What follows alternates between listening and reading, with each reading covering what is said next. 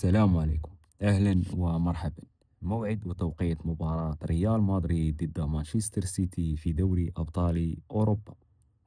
تتجه أنظار عشاق كرة القدم سهرة هذا الأربعاء إلى قمة من قمم دوري الأبطال، اللقاء المرتقب بين ريال مدريد ومانشستر سيتي.